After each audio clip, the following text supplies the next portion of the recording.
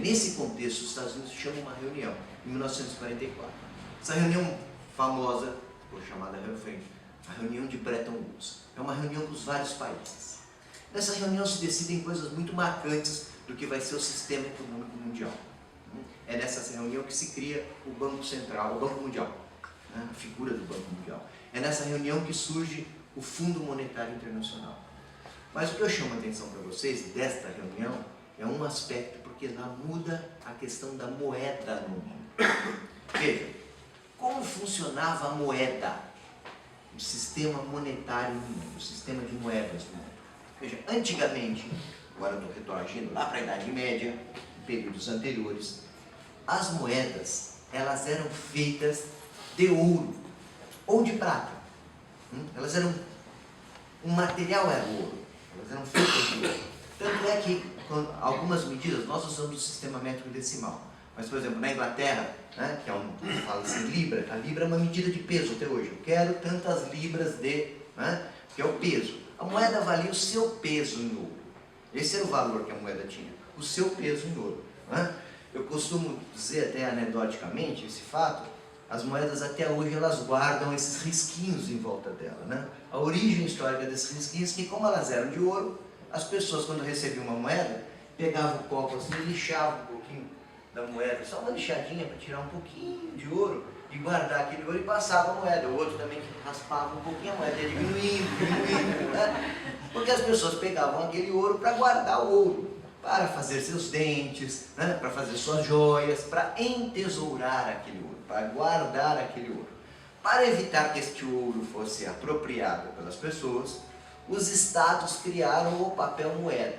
Mas o que era o papel moeda? O ouro será guardado nos cofres de cada estado. E o estado vai imprimir um papel correspondente àquele ouro. Inclusive, alguns vinham até os papéis vinham escrito, vale tanto de ouro. Né? Veja, um país, ele detinha o poder da sua moeda, a quantidade de ouro ou de prata que ele tivesse no seu cofre. Então vamos supor que um país tivesse, um país fictício, tivesse 100 toneladas de ouro e emitisse a sua moeda que equivaliam a 100 mil merrecas reais, o nome da moeda. Se ele emitisse mais merrecas reais do que a quantidade de ouro que ele tinha, o que aconteceria? Inflação. Ou seja, a inflação, de certa forma, estava controlada pelas reservas de ouro. Saímos da Idade Média, voltamos para 1944, para a reunião de Bretton Woods. É uma reunião onde estão os Estados Unidos e o conjunto de países que estão destroçados na guerra. O conjunto de países capitalistas. A União Soviética não participou dessa reunião. Esse conjunto de países capitalistas. Pois bem, nessa reunião os Estados Unidos propõem o seguinte.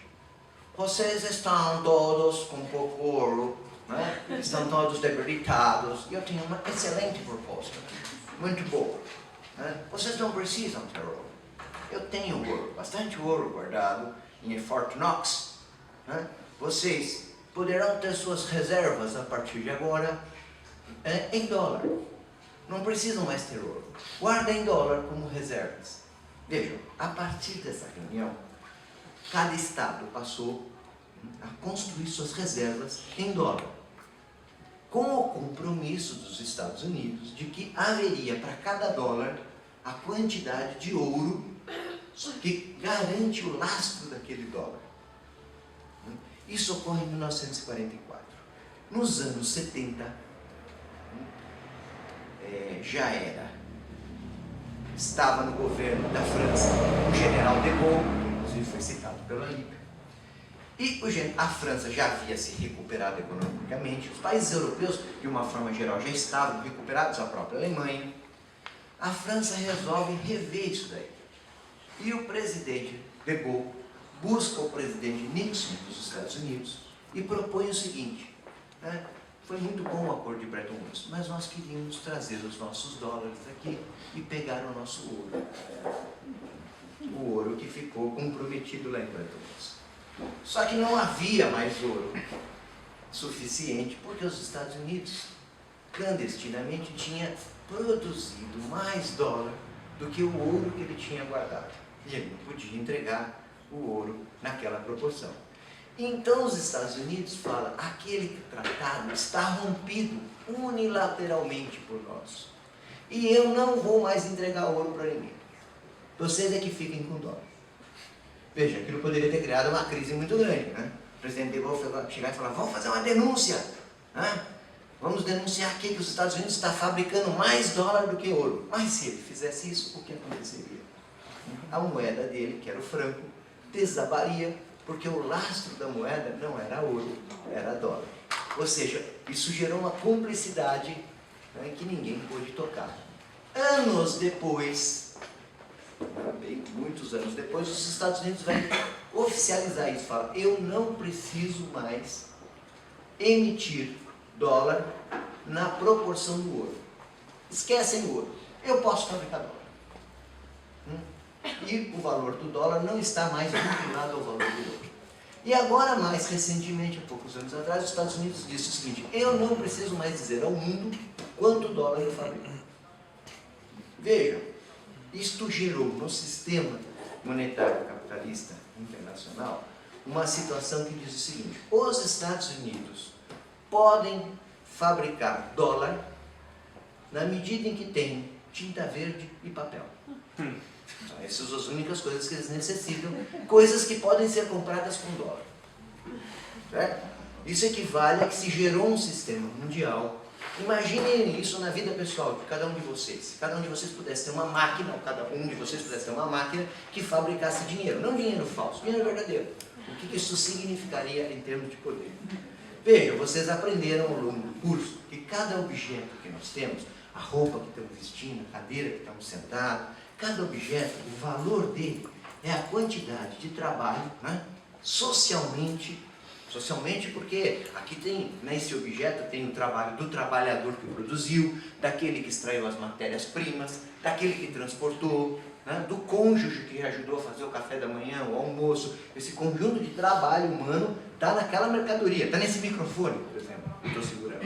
Né? Veja, se eu posso comprar isso com dólar, se eu posso trocar isso por dólar, que é papel verde, né, atribuído como dólar, o dólar é em si um sistema de exploração humana. Tranquilo? Tranquilo esse conceito? Vejam, a partir disso, o dólar em si é um sistema de apropriação. Né? Ele permite que um Estado fabrique, né, papel moeda e troque este papel moeda por mercadorias que são trabalho humano. Né? Vejam, isto em 1944 se somará também com uma capacidade militar. Como disse o Alípio, só lançaram a bomba de Hiroshima e Nagasaki, que demonstrava a capacidade de um artefato bélico inexistente até então por outros países. A União Soviética da bomba atômica, pelo surgimento de um conjunto de países que conformaram um chamado bloco de países socialistas que impediam essa hegemonia militar e que mantinham o mundo numa constante tensão militar geopolítica por todos os países ao longo das décadas de 50 a 60. Eu lhes dou essa caracterização para entrarmos no nosso debate, que é o Brasil. E como disse o Alípio, né, nós tivemos um conjunto de situações e de elementos, mas partirei aqui deste período que foi o período que antecede o golpe de 64. Vejam, há vários jeitos de enxergarmos a luta de classes, há vários olhares para enxergarmos a luta de classes. Podemos enxergar a capacidade dos povos de lutar, a sua radicalidade, a sua energia, o seu grau de ousadia, né? Vistos do ponto de vista histórico, perceberemos que há momentos da história, né, em que esta capacidade de luta, ela entra num ciclo de crescimento e radicalidade, que nunca, nenhum ciclo histórico é contínuo e linear. Ele é sempre de fluxos e refluxos. Mas vistos de longe na história, você vê que esses fluxos e refluxos estão obtendo cada vez mais radicalidade, mais capacidade, mais crescimento da luta. Mas isso não se mantém indefinidamente. Você percebe na história que entram períodos de fluxos e refluxos para baixo. Ou seja, visto de longe, podemos perceber que há ondas da história. Ondas de ascenso e de descenso. Muita gente já estudou sobre isso. Houve um russo, bolchevique, que era inclusive engenheiro, e engenheiro gosta de gráfico, que chegou a fazer esses gráficos. Esse russo chamava-se Kondratiev. Né? E esse Kondratiev fez esses gráficos onde ele mostrava que as revoluções ocorriam, né, exatamente naqueles ciclos, né, que havia este crescimento. E ele foi mais longe, ele fez uma comparação dos momentos em que, no capitalismo, a luta dos povos crescia na sua radicalidade com as crises capitalistas. E descobriu algo que é razoavelmente óbvio. Quando as massas avançavam, o capitalismo, coincidentemente, estava em crise. Né? Quer dizer, o inimigo estava enfrentando dificuldade e os povos tinham mais capacidade. Quando o capitalismo estava nos seus momentos de crescimento, as condições eram mais difíceis. Né? Veja, há muita polêmica sobre Kondratiev, autores que polemizam com ele, não é o nosso tema. Lhes digo isso apenas para dar um quadro e um contexto geral de que, independente se Kondratiev estava certo ou não, há momentos de crescimento na luta e há momentos de descenso na luta. Veja, na década de 60, no nosso continente, é inquestionavelmente um momento de ascenso da luta popular. Em 1959, é a Revolução Cubana. A Revolução Cubana, as barbas dos Estados Unidos, né, ela abre horizontes gigantescos. Primeiro porque ela é uma revolução que ocorrerá à revelia do movimento comunista internacional. Veja, o movimento comunista internacional, os partidos comunistas, né, ficaram perplexos com o que ocorria em Cuba. E o Partido Social Popular, que era o Partido Comunista, né, do movimento comunista internacional, não apoiou no primeiro momento a Revolução Cubana, só no segundo momento. E quando houve o ataque ao quartel de Moncada, caracterizou aqueles jovens, né, que estavam com Fidel Castro de aventureiros e terroristas. Né? Ou seja, é uma revolução que não vem do movimento comunista internacional, que era o leito principal até então. Abre-se um novo período na história, né, para a juventude, né, como, veja, cada revolução que ocorre, ela causa uma onda de impacto. E é inevitável, para cada experiência histórica, que uma geração inteira tente imitá-la e até reproduzi-la nos seus detalhes. Evidente que as revoluções não são reproduzíveis. Todas as revoluções triunfantes sempre foram originais e peculiares. Podem reparar, toda revolução triunfante ela é peculiar, ela é original, ela traz fatos novos. Até porque o inimigo também aprende com elas. Se elas não são originais, o inimigo sabe como lidar com elas. Mas é inevitável que, uma vez vitoriosa, se reproduzam. É normal. Veja, aqui no Brasil mesmo, logo depois da Revolução de 1917, nós tivemos uma curta experiência no Rio Grande do Sul, que foi a montagem da República Soviética de Itaqui, uma cidadezinha no Rio Grande do Sul. Acho que eu conheço Itaqui, talvez Itaqui até hoje não se saiba o que são soviets, né? Mas em 1920 e pouco, quando ocorreu isso, menos ainda. Né? Então essa tentativa de imitar, ela é normal, né? Às vezes muito mais na forma do que no conteúdo. Mas veja, há um impacto poderosíssimo de 1959 da Revolução Cubana. Há uma situação de lutas de libertação nacional ao longo de todos os anos 60. Né? Há um processo já no Vietnã contra os franceses, né? Primeira guerra já contra os franceses. Há lutas de libertação nacional por toda parte. Há um contexto mundial, né, de ascenso e crescimento das lutas. Neste contexto, por particularidades e especificidades que não teremos tempo para trabalhar aqui, se produz aqueles anos do governo João Goulart. Veja, o governo João Goulart, aqueles anos do governo Goulart são claramente anos de ascenso. Os trabalhadores avançam na construção da CGT, os estudantes têm uma União Nacional de Estudantes poderosa, forte, com presença cultural, com capacidade de mobilização. Né? Os trabalhadores do campo emergem pela primeira vez na nossa história como força social organizada através das ligas camponesas do Nordeste, né? Ingressando, vamos dizer, como força. Eles estiveram presentes historicamente em vários episódios da nossa história, mas como força social, política organizada, as ligas camponesas inauguram esse período. Né? Ou seja, há um contexto organizativo de mobilizações que é detido, interrompido pelo golpe militar de 64. Parênteses sobre o golpe militar de 64. Durante muito tempo, pairou entre os historiadores nossos a suspeita fortíssima da intervenção dos Estados Unidos na articulação e na preparação no nosso golpe de 64. Veja, hoje não se trata mais de conjecturas e estudos, porque os documentos históricos do próprio Pentágono vieram à tona.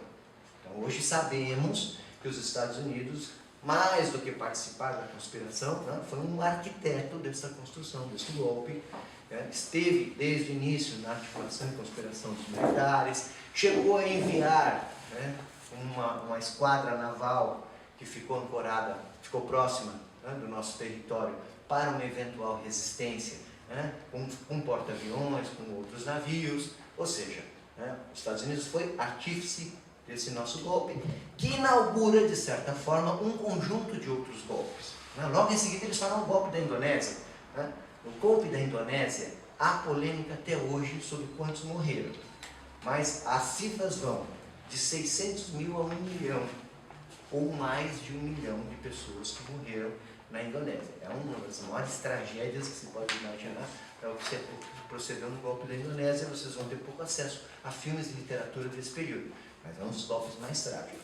E inaugurará o conjunto de golpes que teremos no nosso continente. Bem, em 64 se produz o golpe. O golpe interrompe militarmente uma situação. Não houve, naquele momento do golpe, a capacidade, né, popular de enfrentamento com o golpe. Há toda uma polêmica que se instaura na esquerda sobre isso. Chamo a atenção de vocês, para quem quiser se aprofundar sobre esse período, do debate que ocorre dentro da esquerda na maior das organizações políticas de então, que era o Partido Comunista, né, o PCB. O PCB, logo que vem o golpe, ele fica um ano sem conseguir reunir o seu Comitê Central. Mas depois que o Comitê Central se reúne, o Comitê Central se depara com uma polêmica profunda sobre que erros os comunistas teriam cometido que lhes impossibilitou de ter um papel decisivo para impedir o golpe. Esse foi o debate central. O que aconteceu? Por que não podemos evitar isso? Essa é a reunião do Comitê Central que ocorre. E nessa reunião, inicialmente aparecem 3 posições que depois se confluirão para um debate entre 2 posições, basicamente.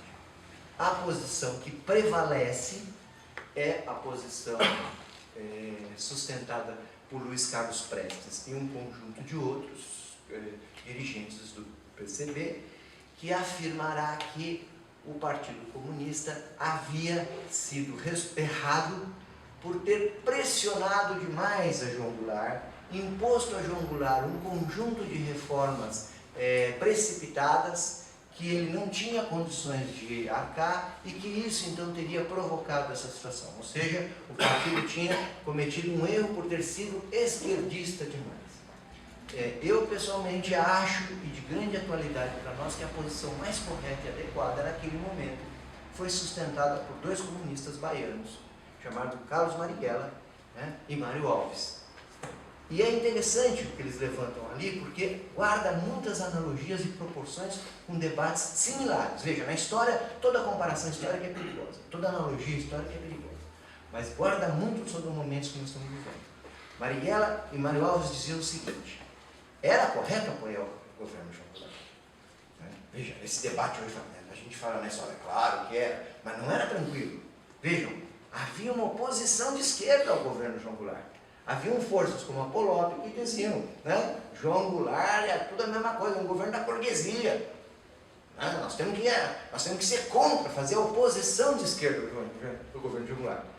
Não estavam percebendo que hoje nós sabemos quem era a verdadeira oposição ao governo de João Goulart. Era a direita fascista e era o imperialismo. Mas aqueles companheiros muito bem intencionados estavam tentando construir uma oposição de esquerda.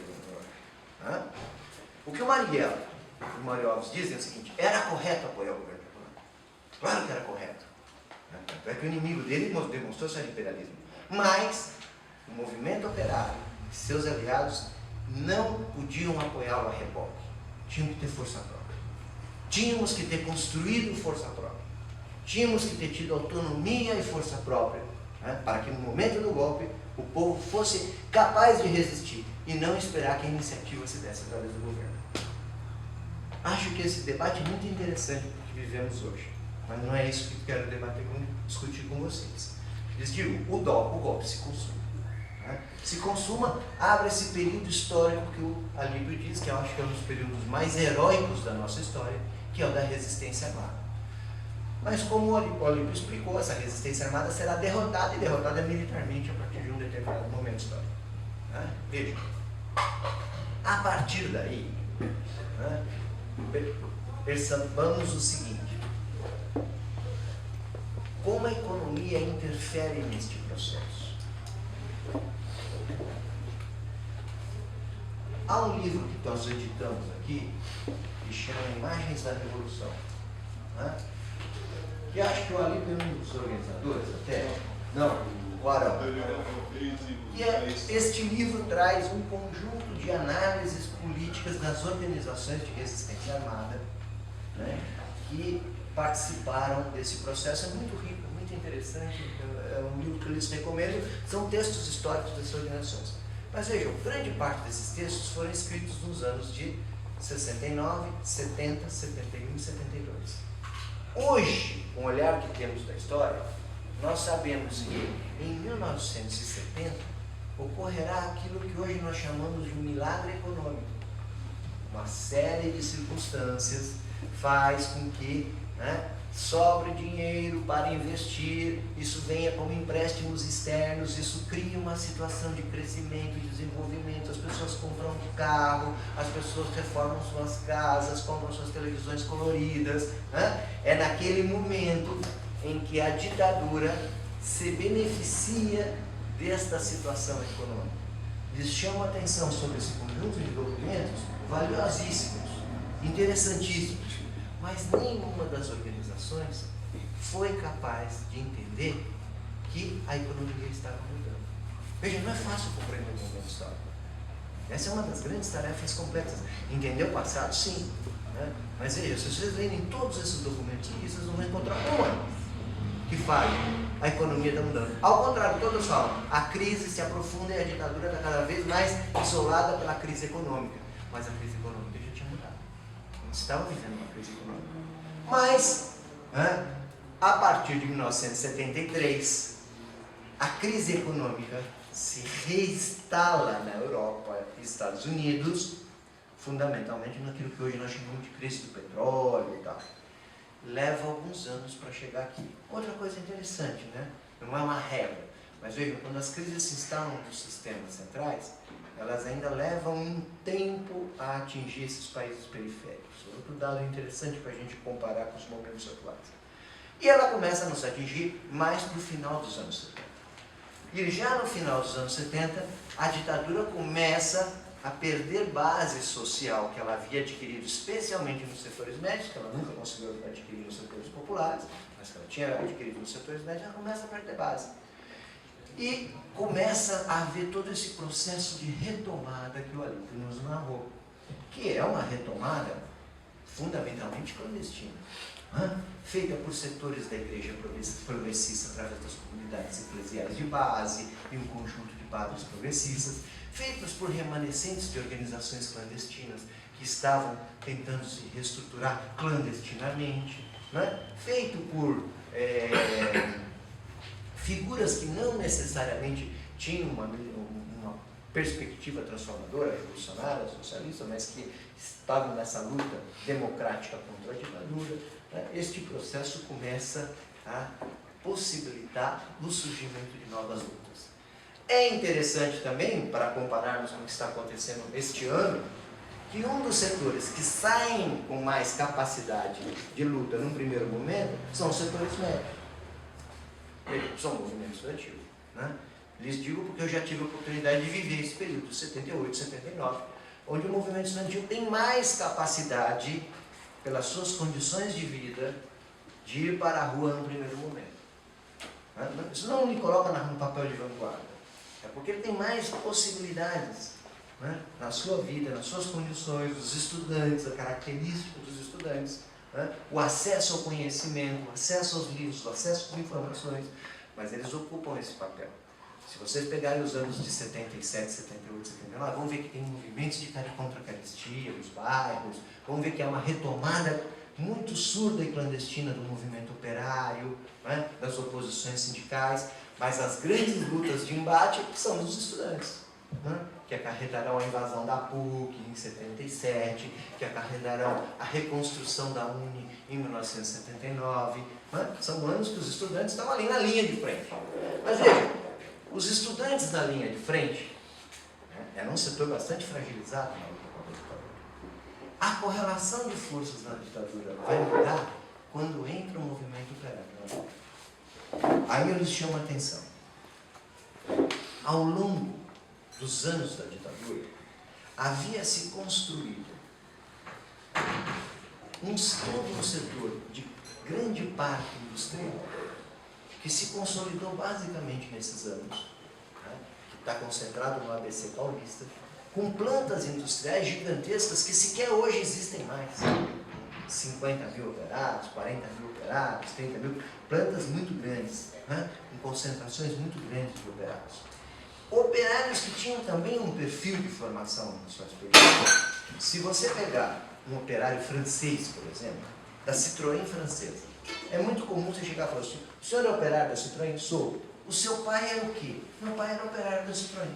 E em alguns casos, meu avô também era um operário da Citroën. Veja, há uma tradição operária.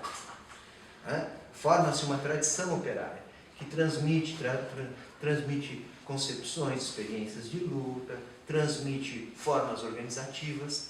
Quem era esta classe operária que entra em cena pela primeira vez no final dos anos 70? Eram jovens, fundamentalmente vindos da região nordeste do Brasil, né, que tinham uma tradição, origem camponesa, não eram operários. Seu pai trabalhou na agricultura, no campo, na pecuária, né? Ele saiu numa situação de busca de emprego, né, num polo ascendente, ou oprimido pela seca ou por outras dificuldades, ou simplesmente em busca de melhores condições de vida. Esse era o perfil. O elemento típico a característica desse era um nordestino que veio de Pau de Arara, fez o curso do Senai e alguns perdiam a pontinha do dedo na mão. Esse era o perfil dessa classe operária que não tinha entrado em cena. Veja, quando esta classe operária entra em cena, com as greves de 78, 79, é isso, Tamara? Ela muda a correlação de forças. Porque uma coisa era a ditadura, lutar, bater em nós, estudantes. Outra coisa eram aquelas manifestações gigantescas com força operária que eram em si o enfrentamento à ditadura, porque naqueles anos havia uma lei salarial. Você não podia, todo ano havia uma correção salarial, um decreto do presidente que alterava o salário. Você não podia lutar por reajustes, fazer greve era proibido. Então fazer greve era uma afronta à ditadura. E esses setores vão à greve, lutam, mudam a correlação de força. Veja, quando eles entram em cena com a sua força, né, eles eram os nossos heróis. Olha, eu nunca arrecadei tanto dinheiro na minha vida. Passava em sala de aula, nas universidades, as pessoas enfiavam a mão no bolso, davam tudo que tinham. Até o dinheiro da cerveja. Né? Do ônibus, davam tudo. Todo dia a gente chegava lá com aquele monte de dinheiro arrecadado entre os estudantes para ajudar o fundo de greve. Você trazia um metalúrgico, as pessoas queriam pegar no metalúrgico. Posso pegar em você? Você é metalúrgico mesmo? Metalúrgicos eram os nossos heróis. Veja. Você não, Alípio, mas para aquela massa de jovens, para aqueles setores jovens que estavam reorganizando aquele momento, com mil esperanças, naquela luta com a ditadura. Para a minha geração, que tinha 18, 19, 20 anos, aquilo era a nossa esperança. Assistir aqueles comícios nos maravilhava.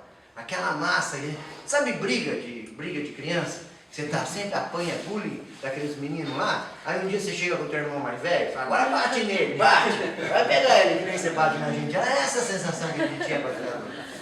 Vai pegar agora aqueles metalúrgicos, aquela massa metalúrgica, quero ver se vocês batem neles, que nem vocês fizeram com a gente na PUC. Essa era a sensação. Pois bem, o que eu quero chamar a atenção de vocês é que esta força entra em cena, ela arrasta atrás de si, ela catalisa, ela arrasta atrás de si o conjunto das demais forças. Esses setores das SEBs vão ser catalisados pelos metalúrgicos. Esses setores de organizações remanescentes vão ser catalisados pelos metalúrgicos. Todo mundo vai ser catalisado por eles, porque todo mundo é catalisado por quem tem a força social. Naquele momento, haviam várias e várias propostas. Tinha grupos que propunham, vamos formar uma organização chamada Partido dos Trabalhadores, vamos formar uma organização chamada Partido Popular, vamos formar uma organização Partido Socialista, que é a proposta da convergência. Eu lembro, tem um cartaz, eu tenho um brinco com o meu amigo Zé Maria, com convergência é um antecedente do PSTU. Eu tenho um cartaz guardado na casa deles, que é assim, por um Partido Socialista com Fernando Henrique Cardoso. Era a proposta deles. A gente fica chocado hoje, mas o Fernando Henrique era uma das figuras que estava à frente. Aquele momento era um momento complexo, porque aquele momento, veja, ele implicava também numa situação muito delicada, porque a própria ditadura debatia internamente como ela ia sair do enrosco que ela já estava assistindo. Veja, era nítido para a ditadura que ela não ia mais poder sustentar. Os próprios Estados Unidos já sinalizavam, não vai dar mais para manter vocês. Vocês têm que dar uma saída. E dentro da ditadura, alguns, que a gente chamava de linha dura, tentavam manter o mesmo mecanismo e sair pela repressão, e outros, cuja figura principal era o general Goverino Couto e Silva, já pensavam numa transição que lhes permitisse entregar esse ou aquele anel, mas conservar os dedos. Fazia parte da transição da ditadura acenar com a possibilidade de novos partidos. E cada um tinha cada grupelhinho nosso tinha uma proposta de partido. Mas quem deu força, quem deu liga, eram os metalúrgicos. Então, veja, eu não sou lulista, tenho 1000 críticas ao Lula, mas o Lula só pode ser compreendido na nossa história porque ele representa o polo central que entrou em luta e que foi o elemento dinâmico desse período histórico, porque representou o polo central da classe operária, de uma classe operária que naquele momento estava, inclusive, num grau de concentração distinto do que está vivendo hoje. Não é à toa que ele catalisa, não é à toa que a proposta se dá amarrada em torno dessas figuras, porque todo mundo queria estar onde tivesse essas figuras. Veja, podemos ter todas as críticas ao Lula, mas aí entra o papel do indivíduo na história. Aí entra o papel do indivíduo na história. Se ele não tivesse dado esse passo, seja porque vocês o convenceram, seja porque ele mesmo se convenceu, não importa, se ele não tivesse dado esse passo, hoje nós estudaríamos esse personagem na história do Brasil como um líder das greves de 78, 79, que foi momentânea, mas que desapareceu no cenário político, e não como uma figura que segue no centro dos debates políticos de hoje. O que eu quero dizer é que não basta estar no momento certo, no lugar certo. Há também o papel e a capacidade do indivíduo, que pode ser maior ou pode ser menor, mas ele determina a conjunção desses fatores. Pois bem, o que eu quero chegar? Estes anos, a década de 70, final da década de 70 e a década de 80, são anos de ascenso na América Latina. Em 1979, tomamos o poder na Nicarágua. Revolução com ruptura do Estado. A última ruptura de Estado que tivemos de forma revolucionária foi a Revolução Sandinista, em 1979. Desde então, experiências revolucionárias de transição revolucionária, como a própria venezuelana e outras, não tiveram uma correlação de forças para romper o Estado, destruir o Estado e inaugurar um novo Estado, que a última foi a Revolução Sandinista. Isso é ascenso. Em 80 quase se tomou o poder em El Salvador. Não tomou o poder em El Salvador porque a vanguarda não estava unida. O cavalo passou selado e a vanguarda não estava unida. Perdeu aquela oportunidade. Um ano depois se junta na FMLN, mas era tarde. Fez a ofensiva de 81, não foi possível. Fez a ofensiva de 86 e fez a ofensiva de 89, mas já não era possível. Em 1980 a ofensiva teria sido vitoriosa. Não foi porque ficaram atirando um no outro e perderam a oportunidade. A história lhes deu naquele momento histórico. Mas a vida é assim. Nem sempre somos capazes de preencher. Mas é um ascenso. Transição em todos os países, derrota da ditadura em todos os nossos países. São os anos que vamos derrotar a ditadura em todas as partes. São os anos 80. As diretas já. Vejam, botaram mais gente do que agora na rua. Um país, né, com uma população menor.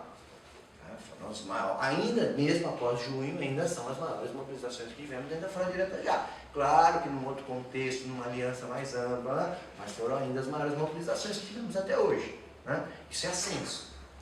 Tudo isso, evidentemente, vai se refletir na eleição da Constituinte de 86, nos debates constituintes, na Constituição de 88, né? Mas veja, ascenso, crescimento, capacidade de organização, pautas cada vez mais ofensivas. Queremos isso, queremos aquilo. Este ascenso, ele vai se refletir também na organização. Né? Forma-se a CUT, né? Em 1983, forma-se o MST em 1984, o MPA, o MAB, a CNP, a UNE tinha se reconstruído em 79, ou seja, as ferramentas vão se montando e vai se avançando na organização. Este ascenso tem um ponto importante em 1989. Hoje, pelo Google, vocês podem fazer pesquisas incríveis. Entrem no Google, nas páginas do Estadão, JB, Estado de Minas, e façam a pesquisa sobre os jornais brasileiros nas eleições que haveriam em 89. Peguem os jornais dos anos de 88. 87 então, mas 88. Já se sabia que ia ter eleição em 89. É incrível. Os jornais, a burguesia tratava essas eleições assim, olha, essas eleições que serão as primeiras, né, depois da ditadura, as primeiras eleições diretas, estão tranquilos. Há um candidato que é imbatível. Ninguém vai ameaçar esse candidato. Né? Esse candidato era Ulisses Guimarães. Acho que ficou em 5º lugar na eleição. Ulisses Guimarães. Né? Ulisses era o candidato considerado pela classe dominante um candidato imbatível. Era um bom candidato para eles, por negociável e tal. Quando o processo eleitoral vai se aproximando, a burguesia apavoradamente assiste duas figuras destacando-se, né, que poderiam causar ir as duas para o segundo turno. Leonel Brizola, que dava entrevistas dizendo assim: a primeira coisa que vou fazer com esta caneta é fechar a Rede Globo. Imagina a Globo. Esse cara podendo ganhar a eleição para presidente da República. De Lula. Sendo que o Lula, em 89, o PT havia aprovado em 1986 um programa que ele chamou de, também entre no YouTube, vocês acham, entre no YouTube não, no Google, foi aprovado no 6º encontro, 5º encontro, não sei, em 86, 87, Programa Democrático Popular. Hoje tem muita tendência mais radical que fala: esse Programa Democrático Popular é ruim. Gente, leiam o que é o Programa Democrático. O Programa Democrático Popular diz o seguinte: estatização do sistema financeiro, quer dizer, estatizar todos os bancos, reforma agrária radical sob o controle dos trabalhadores, né? Educação pública gratuita, fechar todas as escolas privadas. Veja, esse programa era muito mais radical que as forças mais radicais hoje. Não porque as forças de hoje são bundonas, porque hoje a correlação de força é outra. Só por isso. E chama Programa Democrático Popular porque ele não é um programa de socialização, ele é um programa de transformações democráticas, que não é um programa da classe operária, é do povo, porque junta camponês, junta setores da pequena burguesia, que são necessários para uma transformação social no Brasil, mas essa é outra discussão. Pois bem, vejam, classes sociais, numa luta revolucionária, ou estão com você ou estão contra você. Né? Ou nós somos capazes de atrair os setores médios e a pequena burguesia para o campo da revolução, ou não acho que eles vão ficar em casa como não ficaram em casa agora em julho. Né? Eles estarão disputando. Se nós não os trouxermos, estarão contra nós. Isso é luta de classe. Não é o nosso tema aqui agora. Pois bem, vejam, em 89, a burguesia desesperada, é preciso que ela construa da noite para o dia um fenômeno. Pegam lá o prefeito, que tinha sido prefeito biônico de Maceió, né, que tinha sido governador da Alagoas, e o transformam no caçador de marajás. Né? Veja, esse é um problema que a classe dominante sempre tem para lidar com os regimes democráticos burgueses, porque eles têm voto. Né? Então ela sempre tem que ficar construindo figuras. Ela precisa construir figuras. Né? Por isso ela tem que a Globo está projetando. Né? Veja, se o inimigo projeta alguém, desconfia. Se o inimigo fala bem de alguém, Desconfiem. Tá? Se um dia a Veja os elogiar, fiquem profundamente preocupados. Tá? Alguma coisa errada vocês estão fazendo se a Veja lhes der muita notícia. Se a Veja os destruir, durmam tranquilos. Né? Se a Globo os atacar, durmam tranquilos. Se a Globo os exaltar, se preocupem. Né? A luta de classes nos ajuda nisso aí, porque ela tem referenciais muito claros no Brasil, para você saber se você está indo bem ou não. Vai. 89, eleição de 89, Lula perde, né, para Collor, eles conseguem eleger o Collor e tal. Mas vejam, ali, naqueles anos, o mundo se transforma. Nós passamos a viver, a partir de então, a maior derrota da classe trabalhadora no mundo, desde que ela entra em cena politicamente com a Comuna de Paris em 1970. Que é o fim da União Soviética e dos países do leste europeu. Para entender o que é o impacto do fim da União Soviética, leia um livro que mostra o que foi o impacto da Revolução Russa em 1917, que chama O Ano Vermelho. Leiam esse livro e pensem ao revés. Né? Pensem ao revés, sabe? Leiam esse livro e falem, olha, se o impacto da Revolução foi esse, leiam. Vou falar de um outro livro da expressão para vocês entenderem o que é o significado ideológico disso. Né? Bom, antes disso, há um significado militar. A União Soviética continha militarmente a fúria e a capacidade militar dos Estados Unidos. Mal a União Soviética acabou, os Estados Unidos invadiram o Panamá. Não tinha nem acabado, eles já invadiram o Panamá. Falaram, não, aquele acordo que vai acabar agora, nós não vamos respeitar e pum, invadiram o Panamá. Né? Os Estados Unidos invadiram o Afeganistão, que era a fronteira com a Rússia, a fronteira com a União Soviética. Veja, isso era impensável, isso era guerra mundial. Né? Isso era disparar mísseis. Invadir o Afeganistão, nem cogitava. Equivaleria a União Soviética a atacar o México. É uma coisa impensável. Né? Invadir o Iraque sem passar pela ONU, tal, desrespeitando a ONU, coisas impensáveis. Mudou a correlação de força. Se você tem correlação de força militar, você já tinha uma correlação de forças por aquilo que eu iniciei lá do dólar, no campo econômico, isso lhe dá correlação de forças políticas. Mas o que eu quero falar é da correlação de forças mudada no campo ideológico. Vejam, a derrota da União Soviética, as cenas em que nós vemos Lenin sendo arrancado, o Marx sendo arrancado, são um baque ideológico gigantesco. Há um livro aqui que chama A Hora Obscura. São 3 artigos. Um desses artigos é de um tcheco chamado Júlio Fuchs. Esse tcheco, ele está preso em 1941, ou 42, acho que em 41, numa prisão da Gestapo. Veja, hoje nós sabemos o que foi o desfecho da Segunda Guerra Mundial. Mas em 1941, qualquer observador razoável falaria, quem vai ganhar a guerra? Hitler. Por quê? Hitler havia anexado a Áustria, tomado a Polônia, tomado a Bélgica, avançado rapidamente, tomado a França, estava bombardeando a Inglaterra e já havia atacado a União Soviética, estava às portas de Moscou. Em poucos dias tomaria Moscou. Qualquer um diria, quem vai ganhar a guerra é Hitler. Pois bem, esse jovem, ele está preso aguardando ser enforcado. E enquanto ele aguarda ser enforcado, alguém passa para ele umas folhas de papel, e ele pega, mas não tem tinta, ele perfura as veias e com o próprio sangue ele escreve um diário. Esse livro é o diário dele. O diário dele que vai até o momento dele ser enforcado, e ele é enforcado. Mas vejam, o que chama a atenção nesse diário? A imensa convicção ideológica desse jovem. Porque ele fala assim, eu sei como morrer, vou me enforcar, mas os nazistas serão varridos da face da terra. O socialismo triunfará. Nós seremos os grandes vencedores. A humanidade em poucos anos será socialista. Ele estava convicto. Ele foi enforcado convicto ideologicamente. Vejam, nunca se mataram tantos revolucionários, comunistas e socialistas, do que o período que vai de 1939 a 1945. Foram milhões que morreram na guerra. A maior parte desses jovens que morreram nos campos soviéticos eram jovens socialistas, que acreditavam que estavam defendendo a revolução.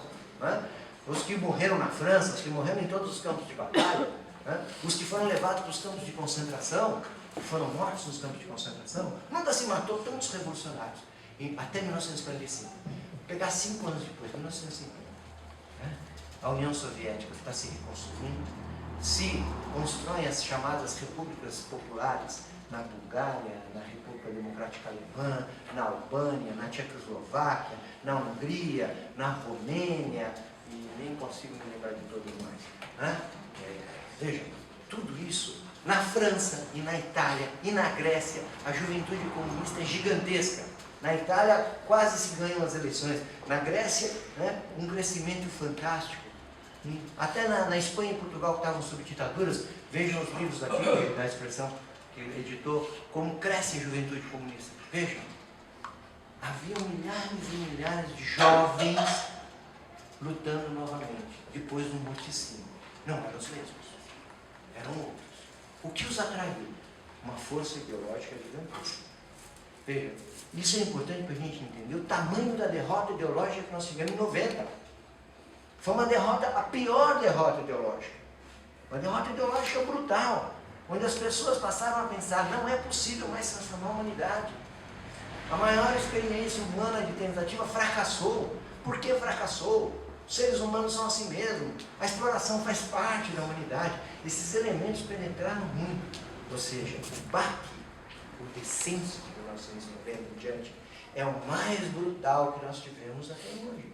Nossas pautas passem a ser pautas cada vez mais defensivas. Mas ele permite para o capitalismo fazer tudo aquilo que o capitalismo queria fazer, mas não tinha força para fazer. Vejam, vocês sabem o que é amortizar uma empresa? Amortizar uma empresa assim, vamos supor que algum de vocês recebeu uma herança, ganhou na Loto, ganhou na Mega Sena e resolveu fazer um investimento. Então eu vou comprar uma padaria, eu vou comprar uma farmácia, vou comprar um bar, um táxi, não importa. Você vai fazer o cálculo seguinte, eu vou gastar quanto nisso? 100 mil, né? 500 mil, vai. Vou gastar 500 mil para comprar isso. Quanto tempo de lucro eu preciso para pagar o meu investimento? Isso é amortizar. Né? Isso é amortizar. Quanto tempo eu vou precisar ter lucro para pagar aquilo que eu vou desembolsar lá? Né? Senão não é um bom negócio. Um bom negócio razoável tem amortização de 7 anos. Tem táxi que se amortiza, por exemplo, com 4 anos, 5 anos. Se vocês acharem um negócio de amortizar em 3 anos, façam. Façam. Excelente negócio. Veja, a maior empresa que nós tínhamos era a Vale do Rio Doce. Porque a Vale do Rio Doce tinha um monopólio da mineração de um conjunto de minerais, até hoje. De minérios, até hoje. Alguns desses minérios, geologicamente, não foram avaliados na sua completude. Estou certo, amor? Não se sabe quanto tem. Sabe-se que tem muito. Você não sabe, mas se você tem um monopólio, isso tem que entrar na conta. Né? Veja, é uma empresa cujo valor real era incalculável. Incalculável. Dona do maior patrimônio de rede ferroviária do Brasil. Esta empresa foi vendida por Fernando Henrique para um grupo que até hoje ninguém sabe quem é. O Testa de Ferro Bradesco. Né? Essa empresa foi vendida por um grupo que ninguém sabe quem é. Pois bem, esta empresa foi amortizada em 3 meses. Meses. E não é que foi amortizada em 3 meses, é exagero, porque o grupo recebeu empréstimo do BNDES. Veja, se a gente pegar o dia que o Cabral chegou aqui, né, vamos imaginar que alguém da tripulação dele deu uma roubadinha, começou a corrupção. Pegar aquela corrupção que começou com o Cabral, juntar toda a corrupção que já teve no Brasil, de prefeito, de governador, de senador, de toda a corrupção pública que já teve aqui, toda a nossa história, todos os 500 e tantos anos, vai dar uma conta. Pegar essa conta, divide, multiplica por 2, multiplica por 3. Não dá a metade do roubo da Vale do Rio Doce. Que foi legal, foi aprovado em lei. Esse é o roubo maior da nossa história. Foi aprovado em lei. O resto é ladrão de galinha. Veja, precisa de uma teoria do capitalismo fazer isso? Claro que não. Precisa de força. Nós apanhamos, levamos borrachada lá na conta do leilão, mas era meia dúzia. Não tinha força naquele momento para resistir à venda da Vale. Não tinha força para resistir à venda do sistema elétrico. Não tinha força para resistir à venda da telefonia. Não tinha força para resistir à entrada de leis precarizando as relações de trabalho, as cooperativas de trabalho. Não tinha força. A nossa pauta, a partir dos anos 90, é uma pauta de resistência. Não tome o Banespa, não tome, tomou o Banespa. Não, mas a Vale não, tomou a Vale. Não, o sistema elétrico não, essa é a nossa pauta, a partir dos anos 90. Veja, são anos de descenso. São anos de descenso. São anos onde a pauta não é mais ofensiva, a pauta é defensiva. São anos onde se trata de resistir, se trata de organizar, se trata de recompor uma geração de lutadoras e lutadores populares que se apropriem daqueles valores ideológicos que foram profundamente abalados nos anos 90. São anos de reconstrução, são anos de reorganização. Mas, vejam, o Celso Furtado, do qual temos livro aqui também, ele nos mostra o seguinte: de 1930 a 1980, são 50 anos. Nestes 50 anos, o Brasil foi o país que mais cresceu no mundo. Foi o país que mais cresceu. A China, desse período histórico, somos nós. Vou pegar um período anterior à União Soviética. Mas a China, desses 50 anos, somos nós. O Brasil cresceu uma média de 7% ao ano. O Celso Furtado diz o seguinte: este período, que ele vai chamar de período desenvolvimentista, ele está alicerçado em 3 grandes locomotivas. Primeira locomotiva, o estável. Veja, você tem um período de crescimento, você precisa ter ferrovia, você precisa ter minério de ferro, portanto, siderurgia, você precisa ter um sistema elétrico, precisa botar poste, precisa construir estrada. Tudo isso são investimentos muito pesados que foram feitos pelo Estado através de estatais. Então, o presidente da República, ele não era só o presidente que tinha o poder executivo, ele controlava as estatais. Vejam, quando o Tancredo assume, logo morre. Quando assume o Sarney, o ministro da Fazenda era Francisco Dornelles. E a inflação estava disparando, como agora, ameaçando disparar. O Dornelles foi lá, pegou uma canetada e mandou baixar as tarifas públicas. Manda reduzir a tarifa elétrica, manda reduzir a tarifa de luz. As tarifas públicas baixaram, eram tão fortes o poder dele, que baixou a inflação. Hoje o presidente da República descobre que o gás aumentou lendo o jornal. Não tem nada a ver com aquilo. Tem que ler o jornal para saber se aumentou a tarifa elétrica ou não. Pois bem, eram as estatais, primeira locomotiva. Segunda locomotiva, que ele fala, as multinacionais. Só que as multinacionais estavam submetidas a 3 regras. Regra número 1, elas tinham que cumprir uma remessa de lucros, uma lei que controlava a remessa de lucros. Uma das brigas lá com o João Goulart é que o governo João Goulart queria mexer na lei de remessa de lucro. Elas tinham que cumprir uma lei de remessa de lucro. Segunda obrigação que as multinacionais tinham, elas eram obrigadas a usar componentes nacionais. Dona Volkswagen, a senhora quer construir carro no Brasil? Amortecedor COFAP, freios Varga, lembram disso? Os mais velhos vão lembrar.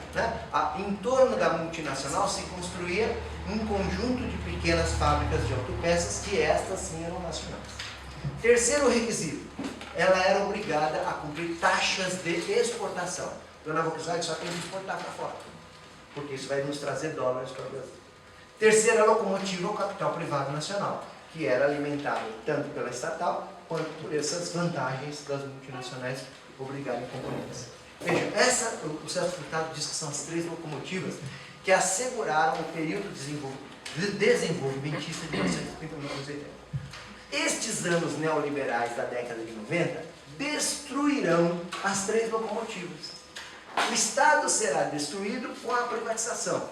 Veja, antes vocês pagavam a conta de luz, para a Eletropaulo em real, e o dinheiro era real.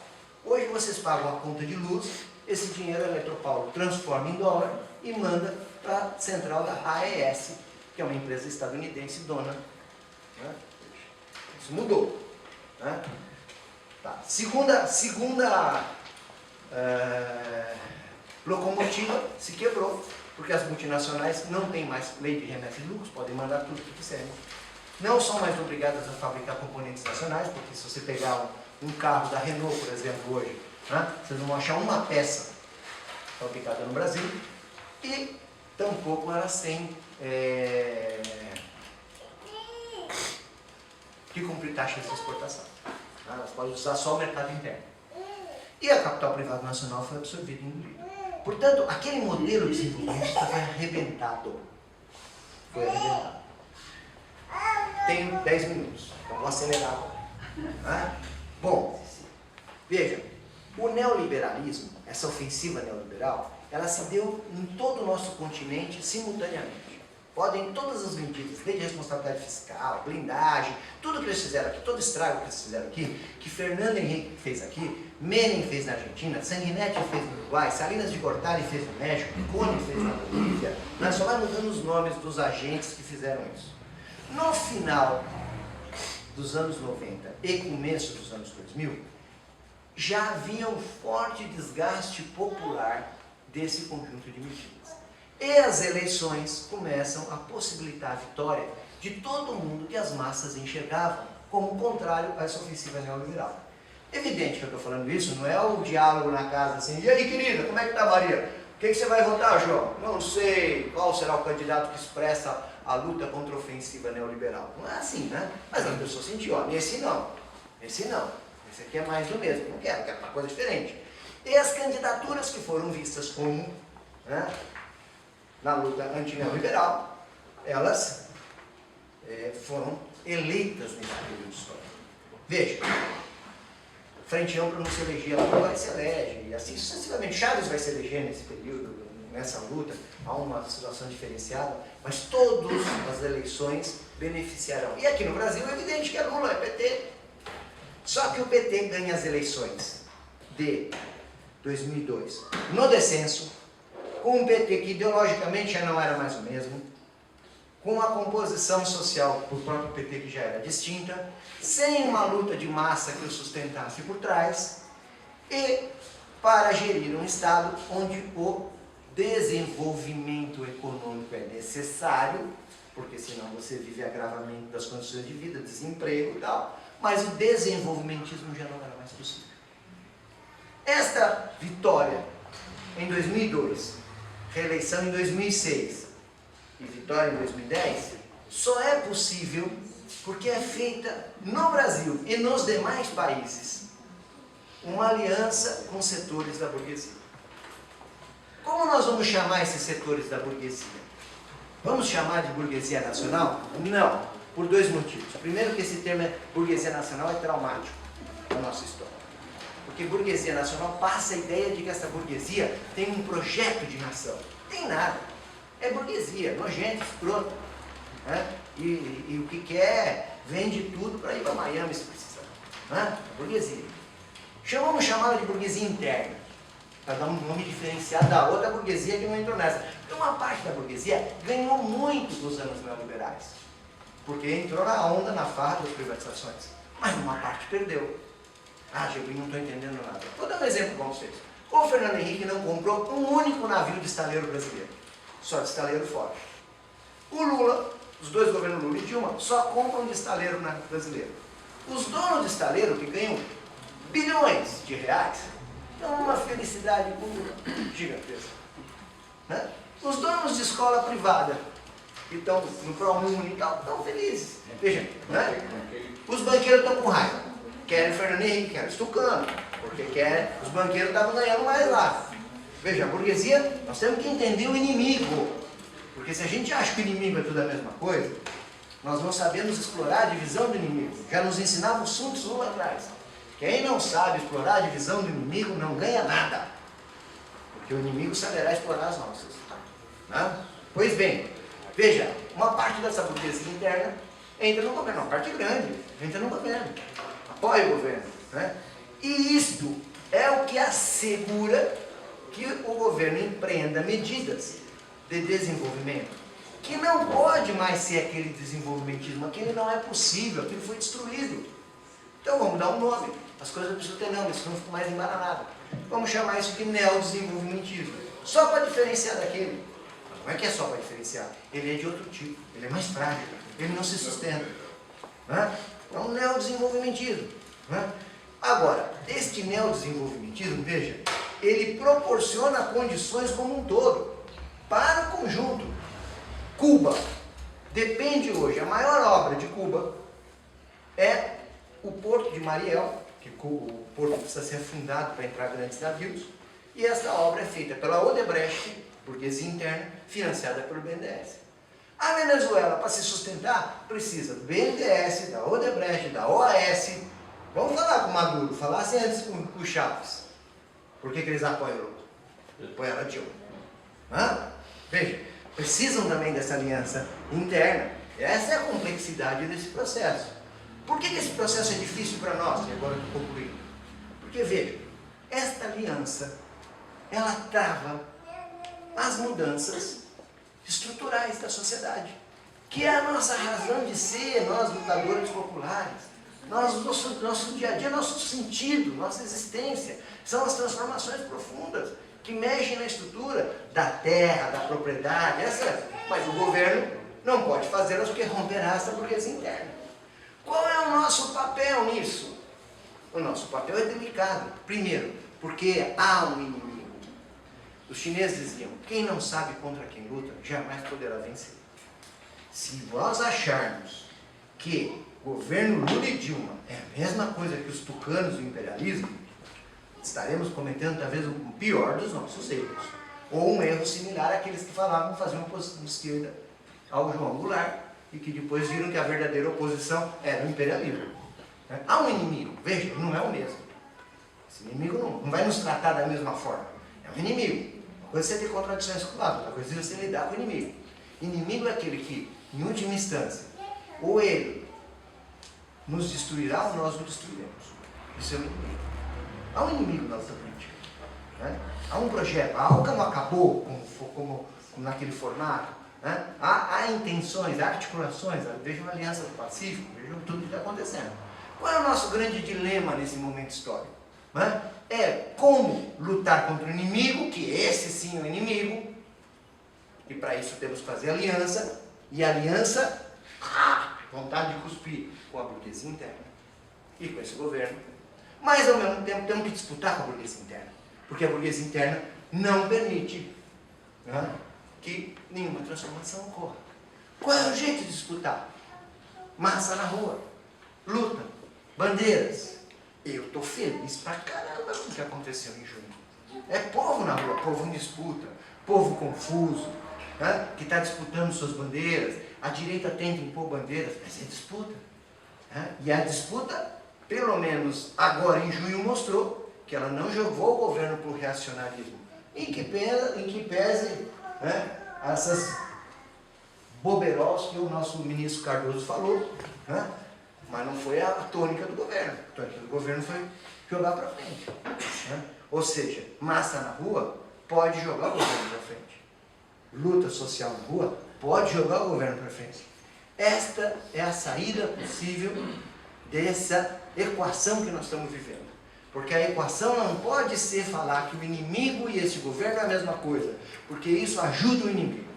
Nós temos que saber diferenciar e identificar quem é o inimigo. Mas, ao mesmo tempo, também não podemos permitir que o agronegócio, que a burguesia interna, que cada vez a gente tenha que ceder mais, porque esse governo passa a ser pautado por esses setores. E o único jeito de ele não ser... Esse não adianta, esse é da burguesia interna. Vou lhes contar um episódio do Vacareza, real. O Vacareza, ele desonerou as escolas privadas para pagarem menos impostos. Eu sou advogado dos professores, da Federação dos Professores, do Sindicato dos Professores.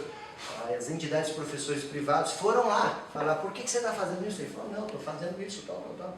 Aí os professores falaram, bom, já que você vai fazer, não podemos te impedir, por que você não negocia alguma vantagem trabalhista para os professores? E o Vacareza virou para eles, vocês não estão entendendo. Meu compromisso não é com vocês, professores, é com eles, donos de escola. São eles que me financiam. Veja, o Vacareza está no PT, mas é um candidato da burguesia interna. Evidente, a burguesia interna, a burguesia interna vai eleger os seus e aqueles que se dispõem. E, para concluir, nós temos que saber aonde damos o golpe central. Hoje, este tipo de luta que estamos enfrentando é uma luta democrática eleitoral. Nós não temos condições, neste momento, de outras formas de luta. Não que não estamos fechados para elas, mas nesse momento estamos participando dessa luta eleitoral. né? Que se combina com as lutas de massa, que se combina com as lutas de rua, mas a luta eleitoral tem sido a tônica da questão do governo. O governo não é o Estado. O Estado é uma coisa muito mais complexa. O governo é parte do Estado, mas o governo é importante, né? Pois bem, nesta luta nós estamos travados em 3 coisinhas. Primeira delas, a concentração dos meios de comunicação. Nós vimos agora, né? Funciona como um partido. O partido da mídia, num primeiro momento foi contra as manifestações, depois viu, opa, acho que a gente pode tentar disputar esse setor, mudou da noite para o dia, já borrou.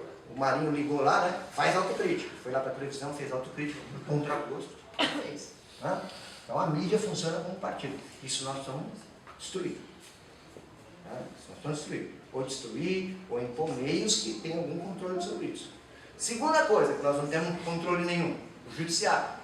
Veja, o judiciário não é eleito, o judiciário não tem controle popular, né? E o judiciário, para quem está nos movimentos sociais, sabe que é aonde eles nos criminalizam. Terceira coisa, o sistema político. Porque esse sistema político, veja, quanto custa eleger um deputado federal, diante da eleição para eleição? Quanto custa eleger um senador? Como isso é crescente, é evidente que os senadores e deputados só poderão ser eleitos pelas grandes corporações, pelo capital, pelos grandes recursos. Se nós não quebrarmos isso, nós estamos... Né? O PT tentou quebrar como? Vamos fazer o que a burguesia faz. Vamos fazer o nosso Caixa 2.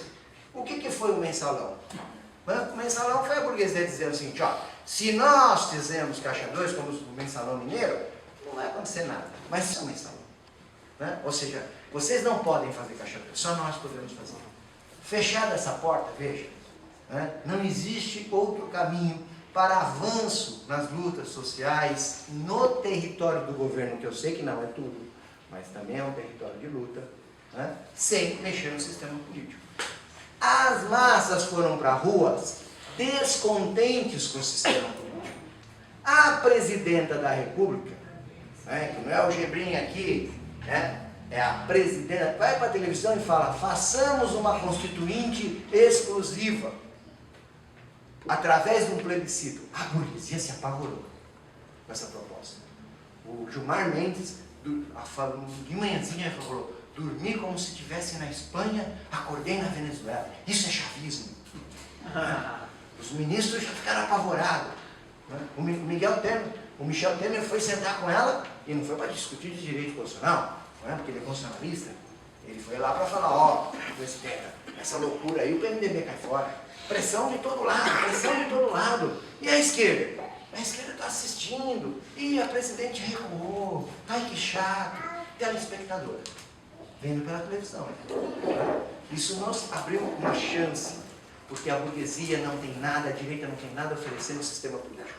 E a juventude expressa majoritariamente um descontentamento com este sistema político. E um descontentamento progressista, que não é isso. Ela não quer fechar, ela quer mais democracia. Né? Coloque em discussão se as pessoas gostam do Senado. Para que tem Senado nesse país? Né? Coloca isso em debate. Coloca os mecanismos de eleição. Ou seja, nós estamos num momento que abriu grandes possibilidades históricas. Possibilidades históricas, né, de pautarmos um tema político. Irmos para essa pauta política. Concluo aqui meu tempo dizendo, é um momento interessante porque saímos do descenso. O mais longo e profundo descenso que nós tivemos na história da classe trabalhadora, que em outros países já tinha saído, agora também saímos do Brasil. Retomamos o ascenso. E os próximos anos vão ser anos de ascenso. Não pensem que nós vamos ter a mobilização de junho sempre. Aquilo é uma situação que demora para se repetir. Né? Assim como o descenso era de fluxos e refluxos, o ascenso não será uma reta contínua, uma curva contínua. Né? Ele vai ter fluxos e refluxos, mas é fluxos e refluxos para cima. A capacidade de poder popular, a capacidade de organização entrou num novo ânimo. E ela pôde entrar num novo ânimo porque as condições econômicas desse período possibilitaram isso. E possibilitaram isso porque houve essa aliança com essa burguesia interna. Vejam como a história é complexa. Vejam como, se a gente não entende tudo, né, como um todo, a gente tende a pegar um detalhe e eleger aquele detalhe como se fosse o nosso problema. E deixamos de enxergar a complexidade desse momento. Muito obrigado.